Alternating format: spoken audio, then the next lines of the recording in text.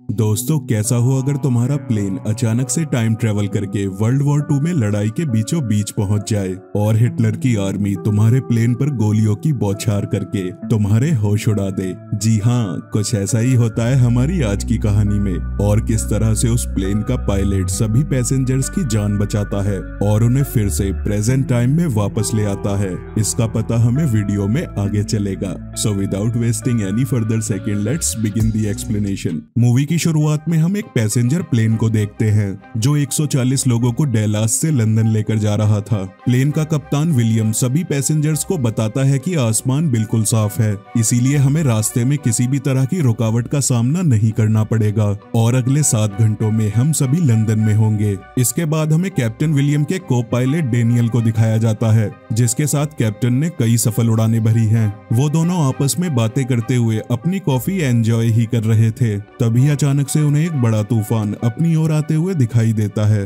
Captain ground control से contact करके मदद मांगते हैं, जिस पर ग्राउंड कंट्रोल उन्हें बताता है कि 1 मिनट पहले तो आसमान बिल्कुल साफ था, लेकिन अचानक से ये तूफान न जाने कहां से आ गया है। कैप्टन के पास अब कोई रास्ता नहीं है सिवाय तूफान के अंदर से प्लेन को उड़ाने के, इसीलिए वो सभी पैसेंजर्स को अपनी सीट बेल्ट कसकर बांधने के लिए कहते हैं और प्लेन को सीधे तूफान के अंदर ले जाते हैं। प्लेन के बाहर होने वाले जबरदस्त टर्बुलेंस और बिजली की गड़गड़ाहट से सभी पैसेंजर्स डरने लगते हैं। कैप्टन सक्सेसफुली प्लेन को तूफान से बाहर निकाल लाते हैं और आगे मौसम साफ होने की वजह से प्लेन स्टेबल हो जाता है। ये देखकर सभी पैसेंजर्स राहत की सांस लेते हैं, लेकिन आसमान में पूरी तरह से अंधेरा देखकर दोनों पायलट दंग रह जाते हैं, जैसा कि मानो रात हो गई हो। इसी के साथ प्लेन के अंदर रिसीव होने वाले सभी सिग्नल्स भी गायब हो जाते हैं। अब सिर्फ एकमात्र प्लेन का रेडार काम कर रहा था और ग्राउंड कंट्रोल से कांटेक्ट करने वाले सभी सिग्नल्स कट चुके थे। कैप्टन को लगता है कि शायद तूफान की वजह से प्लेन के अंदर कुछ खराबी आ गई है, इसीलिए वो ज्यादा टेंशन ना लेते हुए अपना सफर कंटिन्यू करते हैं।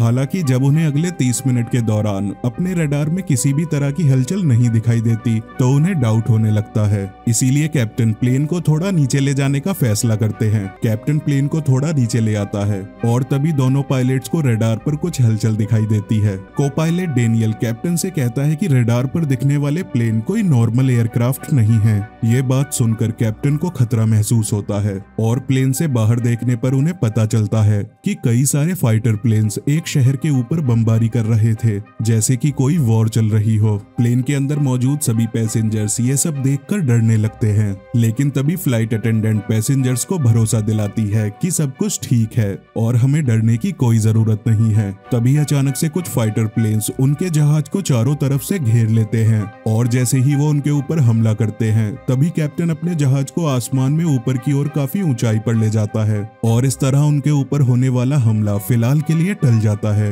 एक पैसेंजर फ्लाइट अटेंडेंट से पूछता है कि मुझे सच सच बताओ कि आखिरकार बाहर चल क्या रहा है, जिस पर वो उससे कहती है कि तुम्हें डरने की कोई जरूरत नहीं है और सभी चीजें हमारे कंट्रोल में हैं। वहीं कैप्टन ग्राउंड कंट्रोल से किसी भी तरह का कांटेक्ट नहीं कर पा रहा था और न ही उसे अपनी प्रेजेंट लोकेशन के बारे में कुछ पता चल रहा था, जिस वजह से कैप्टन एक और बार प्लेन को नीचे ले जाने का फैसला करता है ताकि जमीनी हालत देखकर उसे पता चल सके कि आखिरकार बाहर क्या हो रहा है। लेकिन डेनियल कैप्टन से कहता है कि नीचे जाने पर हम सभी की जान को खतरा हो सकता है, जिस पर कैप्टन उसे बताते हैं कि अगर हमने नीचे जाकर सिचुएशन का पता नहीं किया तो बहुत जल्द हमारे प्लेन का फ्यूल खत्म हो जाएगा। ये सुनकर डेनियल भी कैप्टन की बात मान लेता है। इसी दौरान हम प्लेन के अंदर बैठे 2 पैसेंजर्स को देखते हैं जिनका नाम डेल और बेनेट है। वो दोनों प्रोफेशन से हिस्टोरियन हैं। उन दोनों को प्लेन के बाहर की सिचुएशन देखकर काफी अजीब लगता है, इसीलिए वो कैप्टन से बात करने के लिए कॉकपिट में जबरदस्ती घुसने की कोशिश करते हैं।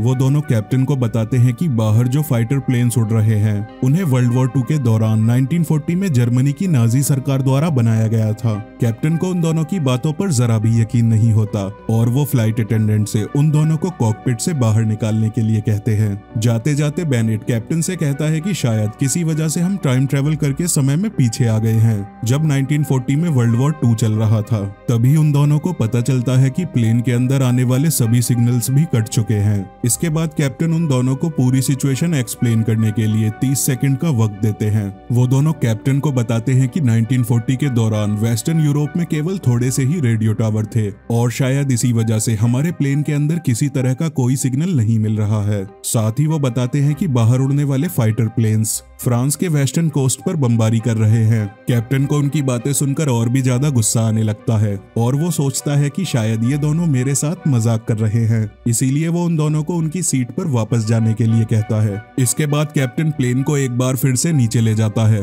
ताकि उसे इस बार किसी तरह का कोई रेडियो सिग्नल मिल सके। लकीली इस बार कैप्टन का नाइजल नाम के एक ब्रिटिश सोल्जर के साथ रेडियो पर कांटेक्ट हो जाता है और कैप्टन उसे उनकी हेल्प करने के लिए कहता है। नाइजल को कैप्टन की बातों पर डाउट होता है क्योंकि उसे लगता है कि इतनी ऊंचाई पर उड़ने वाले किसी भी प्लेन से रेडियो पर कांटेक्ट हो पाना नामुमकिन है। दरअसल 1940 के दौरान ब्रिटिश आर्मी के पास इतने एडवांस्ड रेडियो सिस्टम नहीं थे जो लॉन्ग रेंज रेडियो कम्युनिकेशन में काम आते थे। कैप्टन एक बार फिर से नाइजल को उनकी हेल्प करने के लिए कहता है क्योंकि उनके प्लेन का फ्यूल धीरे धीरे खत्म होता जा रहा है, लेकिन नाइजल उनकी कोई हेल्प नहीं करता। इसके बाद कैप्टन नाइजल से प्रेजेंट डेट पूछते हैं जिस पर नाइजल उन्हें बताता है कि आज 17 जून 1940 है। ये सुनकर कैप्टन को जोरदार झटका लगता है और उसे एहसास होता है कि वो दोनों हिस्टोरियंस सच कह रहे थे, लेकिन कैप्टन अभी भी नाइजल को ये बात नहीं समझा पाया था कि वो कोई फाइटर प्लेन नहीं बल्कि एक पैसेंजर प्लेन है। कैप्टन को अब कुछ समझ नहीं आ रहा था, इसीलिए वो एक बार फिर से उन दोनों हिस्टोरियंस को कॉकपिट में वापस बुलाता है और उन्हें नाइजल के साथ बात करने के लिए कहता है। बेनेट नाइजल के साथ बात करके उसे कन्विंस करने की कोशिश करता है। बेनेट की बातें सुनकर नाइजल को लगता है कि शायद ये लोग सच बोल रहे हैं, इसीलिए वो अपने सुपीरियर के पास जाकर उन्हें सारी बात बताता है। वहीं प्लेन के अंदर मौजूद एक पैसेंजर कॉकपिट के अंदर होने वाली सारी बातें सुन लेता है और सभी पैसेंजर्स को ये बता देता है कि हम सभी किसी वजह से टाइम ट्रेवल करके समय में पीछे 1940 में आ गए हैं और इस समय हम फ्रांस के ऊपर से उड़ान भर रहे हैं। वो सभी को ये भी बता देता है कि बाहर मौजूद फाइटर प्लेन्स हिटलर की आर्मी के हैं जो फ्रांस के ऊपर बमबारी कर रहे हैं, इसीलिए हम सभी पैसेंजर्स को एक साथ मिलकर इस प्लेन को जल्द से जल्द नीचे लैंड करवा देना चाहिए, नहीं तो बाहर मौजूद कोई ना कोई फाइटर प्लेन हमारे ऊपर हमला करके हमें मार गिराएगा। कुछ पैसेंजर्स उस आदमी की बातों पर यकीन कर लेते हैं और उसका साथ देने के लिए आगे आ जाते हैं। अब ये सभी लोग प्लेन को हाईजैक करके क्रैश लैंडिंग करने का फैसला करते हैं, लेकिन तभी प्लेन के अंदर मौजूद अमेरिकन आर्मी के 2 सोल्जर उन्हें कुछ भी उल्टा सीधा करने से पहले ही रोक देते हैं और उन लोगों को फिर से उनकी सीट पर वापस बिठा देते हैं। वहीं दूसरी ओर नाइजल को पता चल जाता है कि कैप्टन एक पैसेंजर प्लेन उड़ा रहे हैं, इसीलिए वो उनकी हेल्प करने के लिए तैयार हो जाता है ताकि कैप्टन प्लेन को आसानी से लैंड करा सके। लेकिन प्लेन को लैंड कराने के लिए नाइजल को उनकी एग्जैक्ट लोकेशन की जरूरत पड़ेगी। कॉकपिट के अंदर वो सभी गहरी सोच में पड़ जाते हैं कि बिना किसी सिग्नल के प्लेन की लोकेशन का पता कैसे लगाएं। तभी को पायलट डेनियल के दिमाग की बत्ती जलती है और वो प्लेन की बैक लाइट जला देता है ताकि ब्रिटिश सोल्जर उन्हें आसमान में आसानी से देख सके।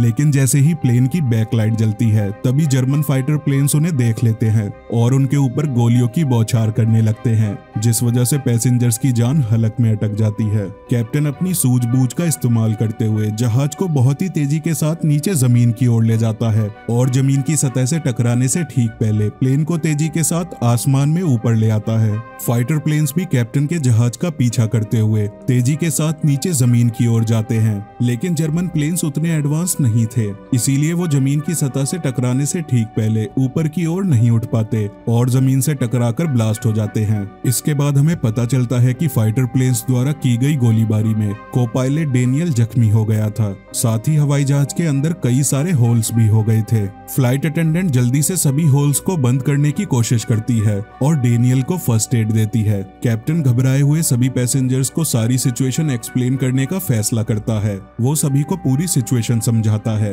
और कहता है कि मैं प्लेन को सही सलामत जमीन पर लैंड कराने की पूरी कोशिश कर रहा हूँ। साथ ही वो बताता है कि अभी जो फाइटर प्लेन्स ने हमारे ऊपर हमला किया था उसकी वजह से प्लेन काफी डैमेज हो गया है, इसीलिए प्लेन को रिपेयर करने के लिए मुझे आप में से कुछ लोगों की जरूरत होगी। कैप्टन की बातें सुनकर सभी पैसेंजर घबरा जाते हैं, लेकिन तभी 2 बहादुर पैसेंजर टेरेसा और हेक्टर कैप्टन की हेल्प करने का फैसला करते हैं। इसके बाद कैप्टन उन दोनों पैसेंजर्स के साथ प्लेन को रिपेयर करना शुरू कर देता है और तभी उन तीनों को पता चलता है कि प्लेन का लैंडिंग गियर किसी वजह से जैम हो गया है। लैंडिंग गियर को ठीक करने के लिए किसी न किसी को नीचे जाकर उसमें फंसे हुए ऑब्जेक्ट को हटाना होगा और ऐसा करना काफी खतरनाक हो सकता है। कैप्टन अपनी लाइफ का रिस्क लेते हुए लैंडिंग गियर को ठीक करने का फैसला करता है, लेकिन तभी हेक्टर कैप्टन से कहता है कि अगर आपको कुछ हो गया तो फिर इस प्लेन को उड़ाने के लिए हमारे पास कोई और दूसरा पायलट नहीं है। इसीलिए हेक्टर लैंडिंग गियर को ठीक करने के लिए नीचे चला जाता है। वो एक हैमर की मदद से लैंडिंग गियर में फंसे उस ऑब्जेक्ट को हटा देता है और सेफली ऊपर आ जाता है। कैप्टन तुरंत कॉकपिट में वापस आकर प्लेन को एक बार फिर से नीचे ले जाता है और नाइजेल के साथ रेडियो पर कांटेक्ट करता है। कैप्टन उसे बताता है कि हमारे प्लेन में केवल 80 मिनट तक उड़ान भरने का ही फ्यूल बचा है, इसीलिए हमें लैंड करने के लिए किसी सेफ लोकेशन के बारे में जल्दी बताओ। नाइजेल और कैप्टन आपस में बातें कर ही रहे थे, तभी अचानक से 2 जर्मन फाइटर प्लेन्स कैप्टन के जहाज पर फायरिंग करने लगते हैं और फिर मिसाइल से भी हमला करते हैं, जिस वजह से प्लेन की सभी खिड़कियां टूट जाती हैं और सभी पैसेंजर्स बहुत ही बुरी तरह से डर जाते हैं। कैप्टन बड़ी ही बहादुरी से अपने प्लेन को उन दोनों फाइटर प्लेन्स के बीच में से उड़ाते हुए ले जाता है, जिस वजह से वो दोनों फाइटर प्लेन्स आपस में टकराकर ब्लास्ट हो जाते हैं और एक बार फिर से कैप्टन सभी की जान बचा लेता है। डेनियल कैप्टन से कहता है कि इस वक्त प्लेन को नीचे ले जाकर लैंड करना ठीक नहीं होगा, क्योंकि जर्मन्स को हमारी लोकेशन के बारे में पता चल चुका है और अगर हमने ऐसा किया तो वो दोबारा हमारे ऊपर हमला करेंगे। तभी हिस्टोरियन बेनेट कैप्टन को एक आइडिया देता है